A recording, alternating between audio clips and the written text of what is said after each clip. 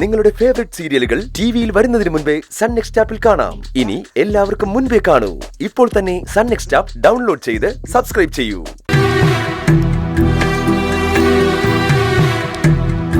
ഈ സാർ എന്തൊരു മനുഷ്യനാണ്. കിടപ്പാടമില്ലാത്തവര് ഒരു കിടപ്പാടത്തിന് വേണ്ടി നെട്ടോട്ടോടുമ്പോ സ്വന്തം ഗസ്റ്റ് ഹൗസ് പൂട്ടിയിട്ട് വഴിയിൽ കിടക്കുന്ന മുതലാളി. ദേവി, ഈ മനുഷ്യനെ നീ തന്നെ കാത്തോണേ. സാധാരണഗതിയിൽ ഒരു പെൺകുട്ടി തന്നെ പെണ്ണ് കാണാൻ വരുന്ന കൂട്ടര് ഇറങ്ങിപ്പോകുന്നതൊക്കെ കാണുമ്പോൾ വല്ലാതെ തകർന്നു പോകും. മുമ്പൊരിക്കൽ അതിന്റെ പേരില് ഒരു പെൺകുട്ടി ആത്മഹത്യ ചെയ്ത കഥ പോലും ഞാൻ കേട്ടിട്ടുണ്ട്. അവരിറങ്ങിപ്പോകുമ്പോ അതായിരുന്നു എന്റെ മനസ്സിൽ. ദേവുട്ടി ഇതെങ്ങനെ ഫേസ് ചെയ്യുന്ന ഒരാശങ്ക. പക്ഷേ ദേവി കടാക്ഷം കൊണ്ട് അവൾ അതിനൊട്ടും തന്നെ കാര്യമാക്കില്ല. അതിലാണിപ്പോ എനിക്കൊരു സമാധാനം. അതാണ് ദേവൂട്ടിയുടെ ഗുണം.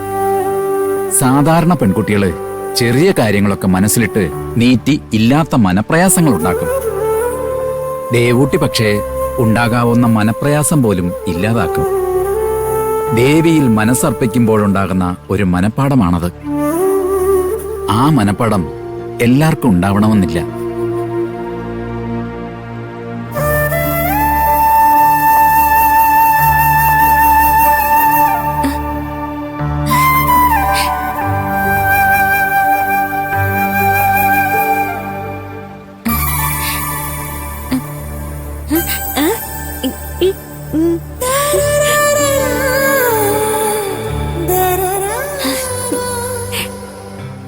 ഇതെവിടുന്നാ? ആ വന്നവര് തന്നതാണോ?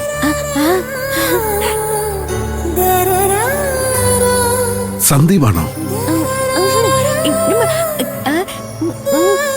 സന്ദീപിന്റെ മുത്തശ്ശിയാണോ?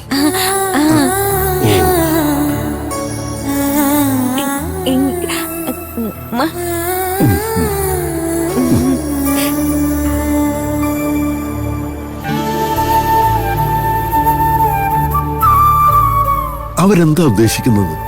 കുട്ടിക്ക് ചെറിയ കുറവുകളുണ്ടെന്ന് അറിഞ്ഞപാടെ നമ്മളെയൊക്കെ അധിക്ഷേപിച്ചിട്ട് ഇറങ്ങി പോവുക, പിന്നീട് കൊണ്ടുവന്ന് വളയിടുക. ഇതിന്റെയൊക്കെ അർത്ഥം എന്താ കുമാരേട്ടാ? സുരേന്ദ്ര, ഒക്കെ ഓരോ വിളയാട്ടങ്ങളാണ്. ദേവിയുടെ വിളയാട്ടങ്ങൾ. അങ്ങനെ പറയാനാണ് എനിക്ക് തോന്നുന്നത്. എത്ര സംഭവങ്ങളാണ് നമ്മളിവിടെ കണ്ടിരിക്കുന്നത്. അതിനെയൊക്കെ നമ്മൾ യുക്തി കൊണ്ട് അളന്നിട്ടുണ്ടോ? ദേവിയുടെ നിശ്ചയം അതേ നടക്കൂ.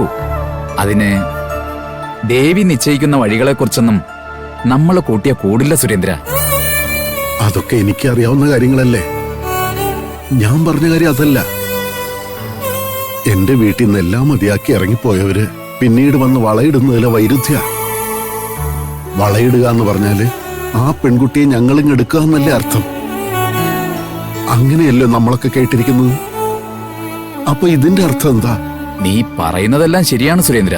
അഭിപ്രായങ്ങളൊക്കെ മല പോലെ ഉറച്ചതൊന്നും അല്ലല്ലോ. നേരം പോലെ അത് മാറും. ഇപ്പൊ തന്നെ കണ്ടില്ലേ, അവരോടൊപ്പം നിന്റെ വീട്ടിൽ നിന്ന് ഇറങ്ങിപ്പോയ സന്ദീപ്. അവൻ വന്ന് എന്താ പറഞ്ഞത്? ആ ഇറങ്ങിപ്പോകൽ തനിക്ക് പങ്കില്ലെന്ന് അല്ലേ? അപ്പൊ ഇക്കാര്യത്തില് ആദ്യമേ തന്നെ അവന്റെ മനസ്സ് മാറി. ഇപ്പൊ ഇതാ അവന്റെ മുത്തശ്ശിയുടെ മനസ്സും മാറി. ഇനിയും ഇതുപോലെ മനസ്സുകൾ മാറും. അപ്പൊ എല്ലാം തെളിഞ്ഞു വരും. എന്തോ എനിക്കൊന്നും മനസ്സിലാകണല്ലോ കുമാരേട്ടാ. ദഹിക്കണം, ദഹിക്കും. നമ്മുടെ കൈ തൊടുന്ന ഒരു മാലയെങ്കിലും ദേവിക്ക് ചാർത്താത്ത ഒരു ദിവസമുണ്ടോ സുരേന്ദ്ര? നമ്മളത് വില വാങ്ങി കൊടുക്കുന്നതായിരിക്കും. എങ്കിലും ആ വാഴനാരിൽ ഹാരം പിറക്കുന്നതിന് പിന്നിൽ നമ്മുടെ കൈകളാണ്. അപ്പോ അത് നേർച്ചയായി ദേവിക്ക് സമർപ്പിക്കുന്ന വ്യക്തിക്ക് കിട്ടുന്ന ദേവീ കടാക്ഷത്തിന്റെ ചെറിയ ഒരു അംശം നമ്മളിലും വന്നു ചേരും. അങ്ങനെ ഒഴിയാത്ത ദേവീ കടാക്ഷത്തിന്റെ തണലിൽ ജീവിക്കുന്നവരാണ് നമ്മൾ. ആ കടാക്ഷം നമ്മുടെ കുട്ടിയുടെ ജീവിതത്തെ ശരിയായ വഴിയിൽ തന്നെ നയിക്കും.